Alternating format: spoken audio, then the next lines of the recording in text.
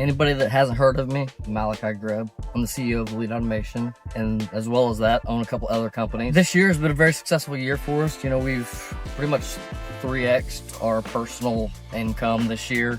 And that doesn't even include like what's going on the business side and how much more revenue generation is there, future revenue generation that's going to be there, and things like that, and then, you know, personal profits that we can take from that. But the thing that I really wanted to discuss about is one of the key things that really helped us get to this position and be able to grow in the way that we have. And there's many different things. One of the key things I want to talk on today is like really just like being frugal with your money. This is something that I think I really picked it up from my grandma. You know, there's also other people, you know, maybe like my mom, who spent too much money on like, you know, buying purses and stuff like that, and then struggling with bills and whatnot. So I got to see, you know, both sides of somebody who like saves their money, and you know, they spend their last $20 of like savings, or not necessarily savings money, but just spending money, you know, to do nice things for like me and my sister and other grandkids and stuff like that. And, you know, so just really sunk in. And then I just seen somebody like my grandma who didn't make very much money and, you know, still was able to sustain her entire adulthood, basically being, you know, a single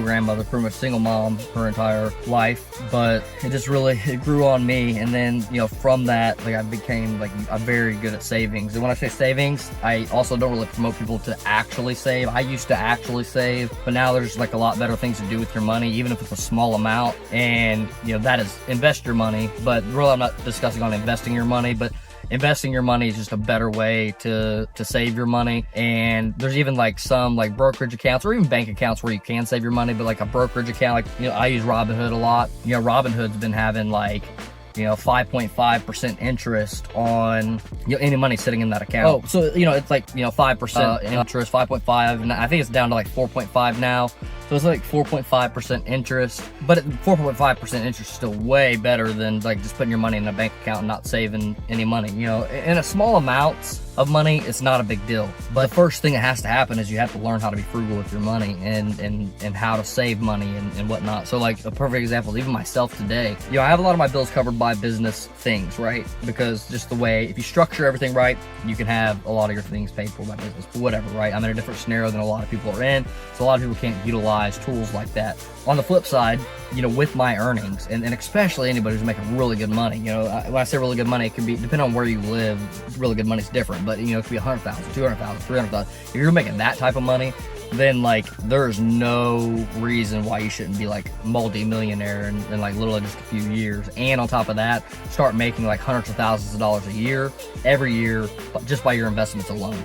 You know, like literally somebody who's like a lawyer or something like that brings home like, let's say $400,000 a year. If they just lived off of like $60,000, so then let's say $100,000. They save $300,000 a year, you know, times let's say 4 years. So 1.2 million, right, that they have saved. They can literally just make like passively, extremely passively, not even think about it or nothing like that, $45,000 a year for the rest of their life. They can quit their job, go retire, or whatever they want to do. And that's just at the beginning stages, right? That's not including like reinvesting it for compound interest and all that good stuff. But, you know, the first thing is like you have to be able to get to a point where you save your money. And like for what I'm doing now is like I have my W-2 paycheck from Elite Automation that essentially gets divided before it even hits my bank account. So I have a portion of it, and it's like a small portion, like 10% of my personal check goes into my personal account for my expenses.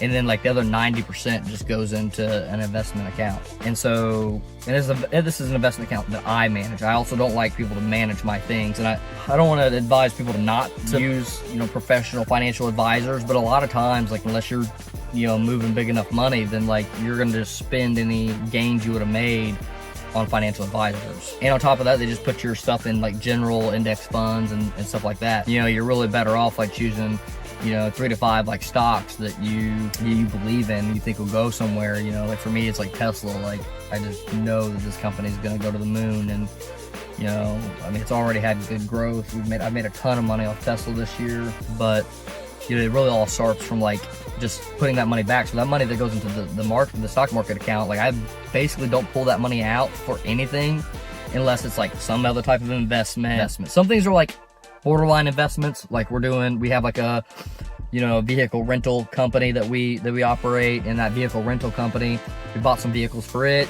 We don't anticipate that to make us a lot of money, to be a huge investment, to get much of a return from it. But pulled some money out of the stock market account for that for down payment on some vehicles. That's just because this is going to be another revenue generating thing.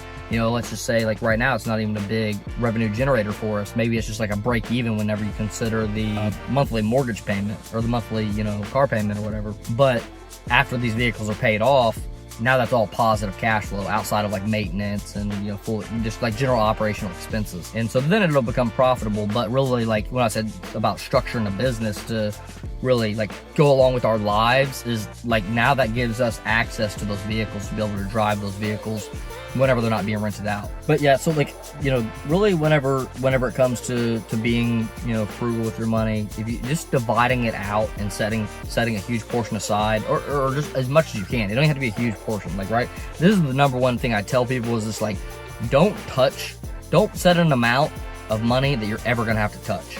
So if you ever have to break into it to pay your monthly bills, don't set that amount, set a lesser amount. I don't care if it's $5 a month, $25 a month, $50 a month, or a week, or whatever, whatever works out for you. But whatever that amount should be, you should never take that money out unless it's for some other type of investment. Maybe it's something like you found a high yield like savings account that's paying like that 4.5%, and you did that at first. Maybe you want to pull that money out of that savings account and put it into the stock market to invest into a particular stock. One version of it being okay to pull that money out. Outside of that, like, I don't advise. Now, like one caveat to that would be like maybe you are renting an apartment, and then so you end up using that amount as your down payment amount for a property. And why? Because I like properties. I like buying properties. They basically say, the flexibility of renting, and there's extra tax write-off things if you're renting where you're staying at. But they say rent where you live and like own where other people rent or something like that. But I just really don't believe in that, because especially as like your general human being, how do you call it, your average population individual, like this was also my approach too. I was able to launch a whole business off of this approach. But just buying properties is one of the easiest way to start generating wealth. You can literally have a plan in place where like, okay, we're going to upgrade our house every 5 years and move into a new house. And when we do that, we're going to rent out the house that we're moving out of. Right. And then so like over all this time, like, maybe in the end you own or you purchase a house for $500,000, by the time you're ready to retire, that house is worth, $1 million. And then on top of that, like all those other properties you bought before, maybe you bought one at $100,000, maybe you bought one at $250,000, and all throughout that time you have, all those expenses being paid for by, tenants. And so this is just building out your wealth so that, whenever you reach retirement age, if you wanted to like cash all those out, or if you want to pass them down to the next generation or whatever, you can have a decent amount of equity built up. Maybe it'd be $1 million, $2 million, $3 million, $5 million, depending on how early you start. Going at the pace that I was before we started like scaling things, I would have easily had like $5 million net worth probably from just all the properties that I was kind of slowly buying and just building into my net worth by the time of retirement. Now with like us scaling and stuff like that, like I have super ambitious goals. So anything that I say that I'm going to do ambitiously, it's going to be $100 million plus, or maybe it's going to be a few million, 10 million range. And it's going to be very, very much passive. Like I don't have to worry about it. I don't think about it. It's operated by other people. Like it's just an investment basically. So like that, at least into the future things, like I get involved in a lot of things that we do and get my hands dirty in a lot of the investments that we do. And like with Elite Automation, go on site and help the team with installations or whatever the team needs help with, So like Elite Automation is not a passive business for me at all. Properties business and our automotive business is fairly passive. Like the only part that's not passive for me is new investments. So I generally, take on like the project management of new investments, which would be like new properties, renovations of properties, things like that. Now that we're scaling with that one, easily will be hundreds of millions if we want to take it there. If I want to keep it super passive, maybe it'll be much less. It'll be in the multi-millions and 10 millions and whatnot. But, and again, when now taking it all the way back, like, I said I would have had like probably at least a $5 million net worth just based on the slow properties I was buying. So I think anybody can achieve like a $5 million net worth just slowly buying over time. And one of the biggest things, going back to being frugal too, is like, it's your cash out period. When do you decide you're going to cash out? And when I say cash out, the thing that really comes to mind when I say that is how close are you to spending what your income is? As soon as you spend what your income is, you're no longer growing. You cannot grow. Number one thing you can do is defer a lot of people say deferred gratification, right? AKA save your money, don't spend it now. And this is one of my biggest approaches that really helped me in life, where if I got a raise, I had a thing where I would not spend what that raise amount was for like a year. And then in between, I would also get another raise. So like, I got a raise today, whatever that raise amount was, like it ended up being an extra couple $100 on a paycheck, straight to the savings account, straight to the stock market account, right? Save it, save it, save it, save it. Then the next year, I would allow myself to spend that amount of money. And also in between, because of how aggressively I tried to grow in my career, I would also pretty much always have a raise to go with it. Even better money, by the time I started taking that amount, I had another raise that I was also going to wait again for a year before I started spending that money. So there's so many people that have potential to grow their wealth, where they have, either really good jobs, or I'll just say like a job that maybe you work a lot of overtime. You work 80 hours a week, right? You make $10,000 a month. You could easily live off of like a $3,000 a month expenses. Like, let's live like you're like, let's just say a single person, one child, something like this. Like, you can make $3,000 work. Yeah, it's not gonna be luxurious. Your house is not gonna be super fancy. It's gonna be, much less than what you could afford. It's gonna be much less than what you can afford. You could afford a much better house, right? But then boom, you're just gonna save it, and you're gonna do that for like 3 to 5 years. And now you've accumulated a lot more wealth, and that wealth started growing on itself, right? Because after you start stacking it up, it'll start compounding. I mean, it already compounds immediately, right? So it isn't like it just starts compounding, but the compounding effects become wild. Like I'm starting to hit the compounding effects of like stock market wise. I made more than what I W-2'd from Elite Automation this year. To give like a perspective, I made more than I W-2'd from Elite Automation, investment wise. I don't take a lot of money out of Elite Automation, really. I would say I probably pay myself a very good engineering level salary, roughly. It's just what I take out on that, because Elite Automation, I'm 100% owner of that company. So for me, that's really the one that I want to succeed, and I'm extremely passionate about that one exceeding. It's the one I want to operate as a CEO, and I just want to be extremely involved in that company, right? I don't want that one to be a passive income or a passive investment type of business, right? To some degree, I flip a lot of money back into them, though. That's the biggest thing, right? Talking about the delayed gratification thing, I don't actually take much money out myself. When I say I take money out, it means I probably took $60,000 and put it as a down payment on another property. So that way I can grow that machine, because I don't care about a machine making me, or like let's say a company passive income wise, I don't care about it making me $3,000 extra a month. That might be a lot of money to a lot of people, but I'm playing a game where I want money to not be a thing, right? I don't want to think about money. I want to go swipe a card and do whatever I want to do and not even think about money, right? That's my goals and my aspirations. Not everybody has to have these goals. My goals weren't like, I used to want the white picket fence, and that was good enough for me. But stuff was definitely changed in my mind, and I've completely altered like who I am and like the how I want my life to be, and so I'm doing things to tailor towards that. So going back to why I'm saying this is like, I don't care about the $3,000. I don't care about the $5,000 a month, right? I care that we keep flipping the money back into it so that it's doing, $20,000 a month, $100,000 a month. I'm just giving numbers, right? $20,000 a month, $100,000 a month, $1 million a month, right?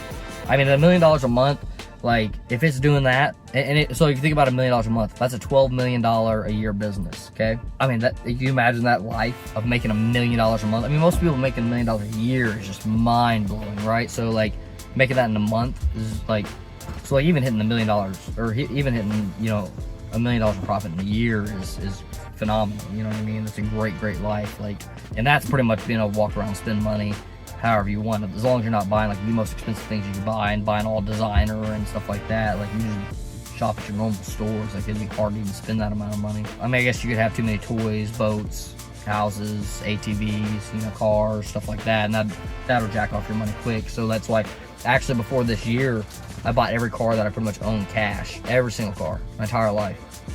And tail recently. And then this past year, we bought like 3 vehicles on loans. The only reason I even did that one was because we started the automotive company that pays for the mortgage payment. There's a lot of side tangents my mind goes to because so many things are like just interconnected with life, right? And so many things tie together, and so many things really do result in success. But there is also like some very simple things that you can do, like just being frugal with your money, that can help with stuff like that. Just to drop a couple more things, like just where you go shop at, man. If you can go find somewhere that's going to reduce your grocery bill, like Aldi's is one of the big ones that I go to. That's where I'm at right now, actually. So, and also like energy drinks. That was one of the biggest ones I cut out of my life, like this past year. Energy drinks. So I like ran, we was running our financials and just seeing like where our money's at. We do this, probably like once a quarter, and wherever our money going. And then I realized like we were spending an absurd amount of money on energy drinks, like $500 a month on energy drinks. So this is the frugal thing, man. Like the amount of money I make, I shouldn't worry about the cost of an energy drink, right? This is, again, the frugal part. I literally make enough money that I don't have to worry about the cost of an energy drink at all. It could be a $10 energy drink, that wouldn't matter to me. However, me worrying about that is the thing that will take things to the next level. Oh, okay, it's like, what are we gonna do? So actual result is we was able to take like the $500 a month and take it down to like, I think $200 a month. That's $300 a month in savings every month. And this is, so the thing is like, this isn't just applied across one thing, it's applied across many things, but it just happens to be one of the biggest things where we're jacking off the most amount of money, but we can most easily reduce that amount of money. Doing that and applying that through different areas of your life to just find where you can reduce costs. Maybe it's like paying off a vehicle, maybe it's not buying a new vehicle and just buying a used vehicle cash, deferring the gratification. Maybe you have to save up for 6 months to buy another vehicle, and versus like buying it now, or applying that down payment, because paying down your debts is also an investment. It doesn't necessarily feel like that, but you literally have to look at your debts as an investment. So like, given if you have like 4.5% interest gain on like a stock account or a bank account or anything like that, yet you have a car payment that's sitting over here like 7% interest, you really better just get rid of that car payment first. Now there's caveats to that. Like for me, like I'm balancing both because I want to diversify my investments. So like I'm not paying off vehicles because I feel more confident in making a better return on Tesla. Okay, I'm just giving an example, and it's also my number one investment. So this is a diversification of my investment. Even though I could get a guaranteed return over here of 7% interest, I feel very confident that I'm going to get 20, 40, 60% gain on my money, investing in the Tesla. But if I was just going to let it sit at 4.5, then that wouldn't make sense. I'd be better just to pay that amount towards a credit card, or pay that amount towards a vehicle, or even if you have a high interest house. Like, so this is one of my diversifications of investments. We bought a property this past year, okay, and when we bought this property, basically the way our taxes got filed last year, it didn't look good on our like financials. Basically like tax, sometimes if you do like too much tax loss harvesting, it doesn't look good on your company financially.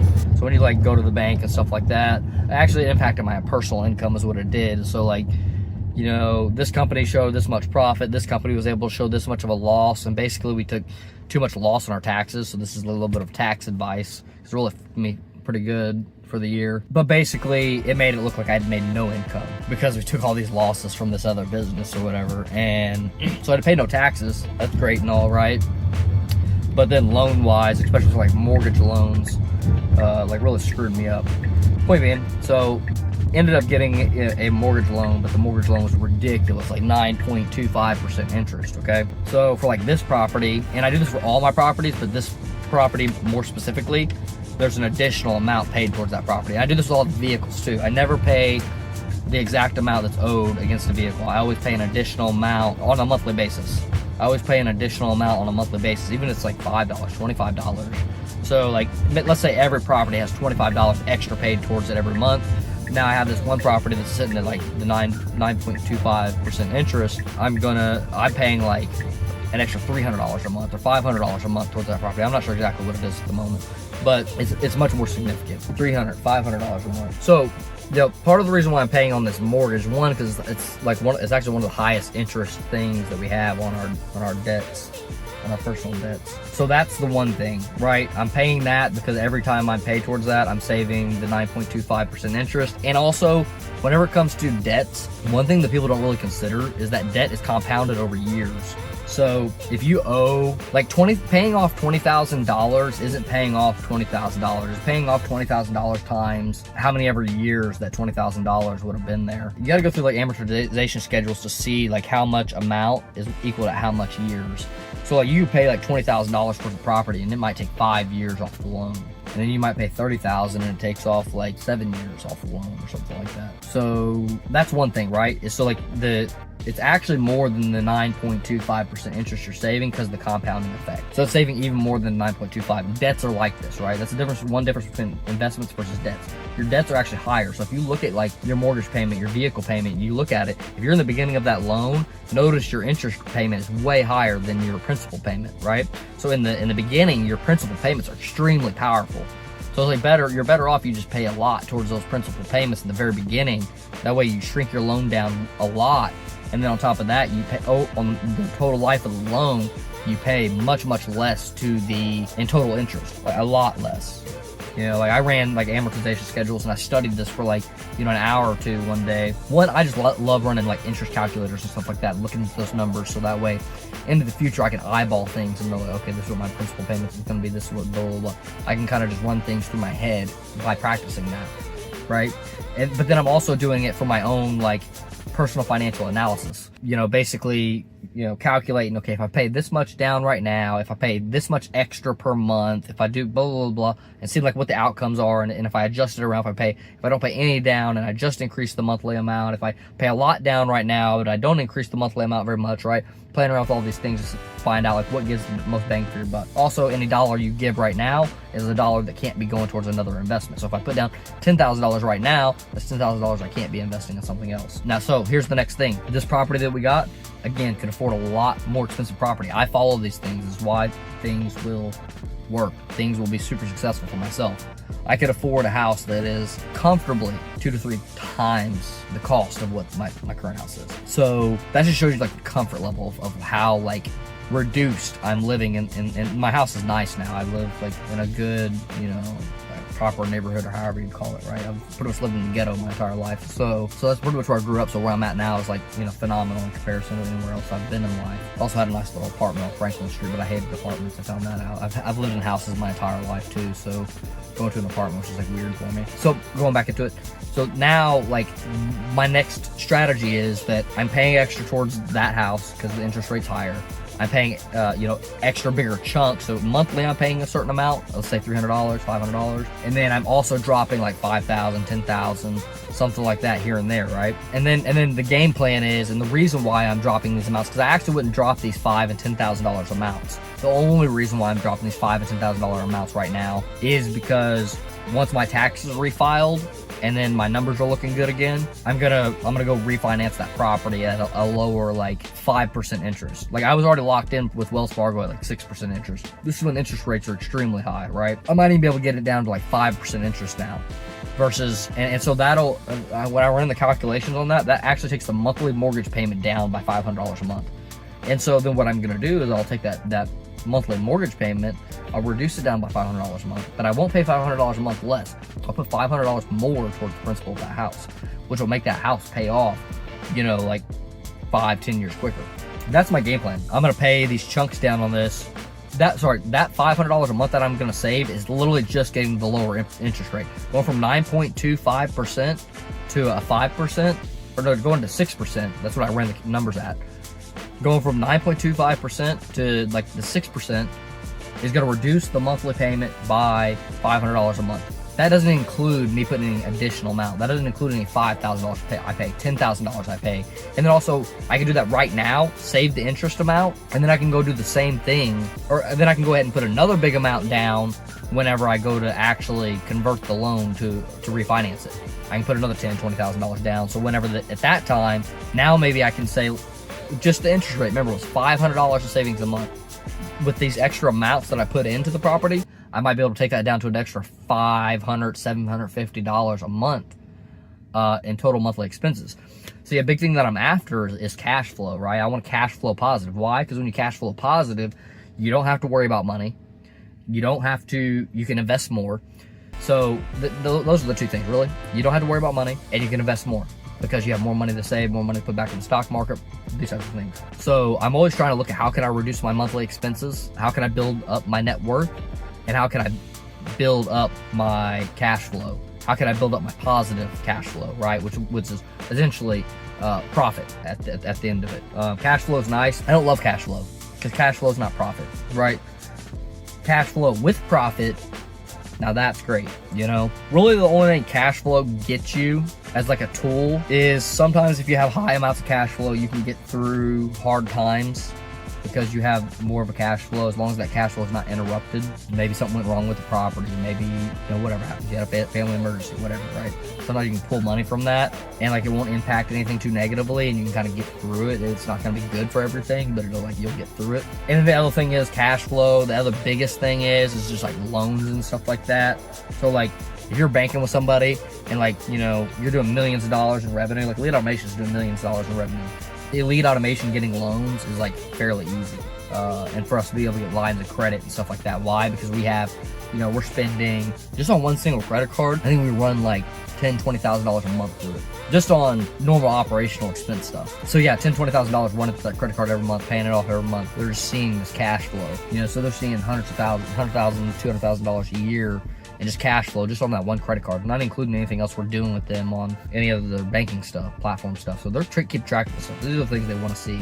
They want to see somebody who can cash flow, and also too, like whenever people look at like your tax returns and see what your total revenue is, that's why they care about total revenue, because total revenue means you can cash flow. Even if you're not profitable, you can cash flow. You know, they may be more excited to see a company doing $10 million a year and, you know, because they know there's cash flow. $10 million a year with $100,000 profit versus, you know, $1 million a year with you know, $200,000 profit. I'll just give that as a rough example that may not actually hold it to be true, but I'm just showing you the power of cash flow, that like the one that's actually less profitable might be more appealing to a bank to want to give loans and stuff too because of its cash flow. That's just an example. That may not even actually hold true. The more profitable company might actually, you know, still be the stronger bet for the bank, but they'll still look at it in that type of sense. All right, hopefully I did enough rambling for today. Hopefully this information was super useful, and just let me know if there's any particular topics you'd like for me to discuss on. I really like the viewers and stuff like that to guide some of these conversations where we're going. Yeah, I mean, I just want to talk about things that people really want to learn about and know about. So catch you on the next one. Hopefully this was valuable, and let me know what you guys would like to see in the future.